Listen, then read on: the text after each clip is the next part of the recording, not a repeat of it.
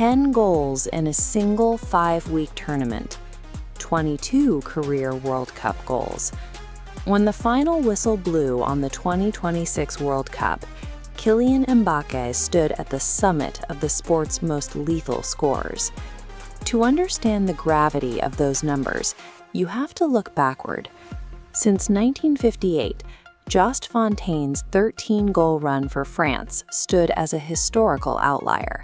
For 68 years, reaching double digits in a single tournament was a feat no player in the modern era had replicated, as defensive structures became more rigid and space on the pitch disappeared. Mbappé ended that drought. He pushed the Golden Boot into double digits. But for 80% of this tournament, Mbappé was trailing. Throughout the group stage and the early knockouts, Lionel Messi was the one dictating the pace of the race. This chart tracks their goals match by match. Through the opening rounds, they matched each other strike for strike. By the end of the quarterfinal weekend, the race was locked. 8 goals for Argentina's captain, 8 goals for France's leading man. During that exact quarterfinal deadlock, both players surpassed the 16-goal mark set by Germany's Miroslav Klose. In one afternoon, the previous all-time career scoring record was left behind by 2 players at the peak of their scoring form. Heading into the final weekend, the statistical race remained a dead heat. But the context of that finish was about to change. The Golden Boot was no longer a side-by-side comparison of 2 players in the same situation. The tournament bracket was about to send them on 2 entirely different paths. Championship weekend is the point of maximum pressure. Over 80,000 fans arrived to see which of these 2 legends would find the 2 goals needed to secure the scoring title and the trophy. Messi's path was direct. Argentina won a physical 2-1 semi-final against England, securing their place in the World Cup final. They had reached the ultimate stage, but it meant their next opponent would be the toughest team left in the draw. France took a different route. After losing 2-0 to Spain in their semi-final, they were relegated to the 3rd-place bronze playoff. This bracket shows the divergence. While Argentina moved toward the championship, France was diverted into a consolation match.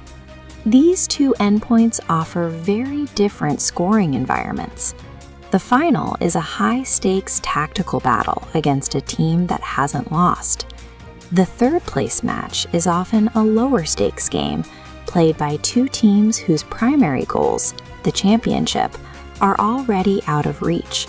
This created a gap in opportunity. By winning their semi-final, Argentina's tournament was capped at 7 games. By losing theirs, France was granted an 8th match, giving Mbappé 90 extra minutes of play that the finalists never received. On Saturday, France met England in Miami for that extra game. England was playing their 8th match in 5 weeks, and the fatigue showed immediately. France fell behind 4-0 in the first half. With the bronze medal slipping away and the championship already gone, defensive discipline vanished. The game became a disorganized, high-scoring shootout, where both teams abandoned their tactical structures in favor of pure attack. Mbappé capitalized on the chaos. He scored twice in a 6-4 loss, a match that produced more goals than any other in the knockout stage. Those 2 strikes moved him to 10 goals, 2 ahead of Messi before the Sunday final had even begun. Sunday afternoon at MetLife Stadium, the stakes for Messi had shifted. To win the Golden Boot, he now needed a multi-goal performance against a Spanish defense that had conceded only once in the entire tournament. Spain's defense lived up to their statistical record. They operated with a disciplined mid-block that swarmed Messi every time he touched the ball. Throughout 90 minutes of regulation and extra time, Argentina struggled to find any space inside the Spanish penalty area. Argentina's chances grew even slimmer when Enzo Fernandez was sent off late in the first half. Down to 10 men, the team had to pivot into a defensive shell just to stay in the game. Messi was left isolated at the top of the formation, finishing the match without a single shot on target. Spain won the match 1-0. The Golden Boot tally finished at 10-8. The official record shows a 2-goal gap, but it is a gap shaped by a format that gave one player a high-scoring consolation match, while the other faced a championship defense with his team a man down. Mbappe scored 10 times on the pitch, and those goals are a matter of record. But the debate lies in the volume of opportunity. When history compares these two performances, it has to weigh 10 goals in 8 games against 8 goals in 7. This wasn't the only award under scrutiny. While the Golden Boot is a data-driven metric, the Golden Ball, awarded to the tournament's best overall player, relies on the subjective judgment of a voting committee. Messi finished with 12 total goal contributions. He led his team to the final and was the focal point of every Argentinian attack. Despite these numbers, he was denied what would have been a record-breaking third career Golden Ball. FIFA instead chose Rodri.